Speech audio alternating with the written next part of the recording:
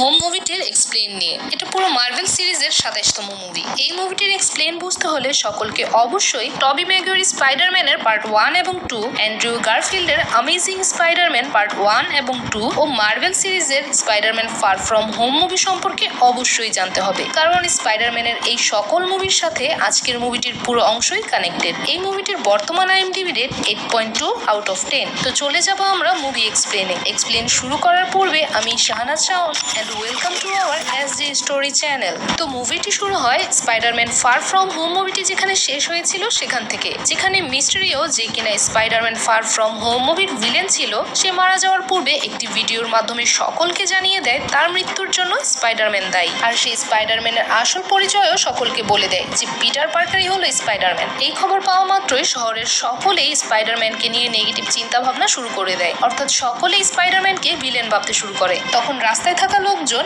এমজেকে Peter সম্পর্কে নানা রকম প্রশ্ন করতে থাকে, কারণ এমজে তো পিটার পার্কারের গার্লফ্রেন্ড। তখনই সেখানে স্পাইডারম্যান এসে এমজেকে নিয়ে চলে আসে তার অ্যাপার্টমেন্টে। আর বাড়িতে ফিরে পিটার দেখতে পায় তার আন্টি মেয়ে তার বয়ফ্রেন্ড হ্যাপির সাথে ব্রেকআপ করেছে। পিটার তার আন্টিকে এমনটা না করার জন্য বুঝাতে থাকে। ততক্ষণে পুলিশ চারদিক থেকে পিটার যে বিল্ডিং এ থাকতো তা ঘেরো করে নেয়। এরপর পুলিশ পিটারকে ধরে নিয়ে এসে জিজ্ঞেস করতে থাকে, তুমি কেন মিস্টেরিওকে মেরেছো? পিটার পুলিশকে জানায় সে তাকে খুন করেনি, সে তার নিজের তৈরি ড্রোন দিয়ে অ্যাক্সিডেন্টলি মারা গিয়েছে এবং সেখানে থাকা লোকজন এটা দেখেছে। অন্যদিকে পুলিশ এমজে এবং পিটারের আন্টি মেয়েকেও জিজ্ঞাসা করতে থাকে, কিন্তু তারা এই বিষয়ে কোনো কথা বলে না। তারা জানায় তাদের লয়ার পুলিশের সাথে এই ব্যাপারে কথা বলবে। পিটারের আন্টির বয়ফ্রেন্ড হ্যাপি তাদের জন্য একজন লয়ার ঠিক করে, যার নাম ম্যাট মার্ডক। সে খুব তীক্ষ্ণ বুদ্ধি সম্পন্ন এবং সে তাদের সকলকেও ছাড়িয়ে নেয়। ম্যাট তাদের বলে এই মুহূর্তে তাদের এই অ্যাপার্টমেন্টটি ছেড়ে অন্য কোথাও চলে যেতে, কারণ পরিস্থিতি এখানে খুবই খারাপ। তখনই বাইরে থেকে লোকজন পিটারের উদ্দেশ্যে ইট ছোড়ে, আর ম্যাট তা না দেখে ধরে ফেলে তার সিক্স সেন্সের মাধ্যমে। পরদিন পিটার,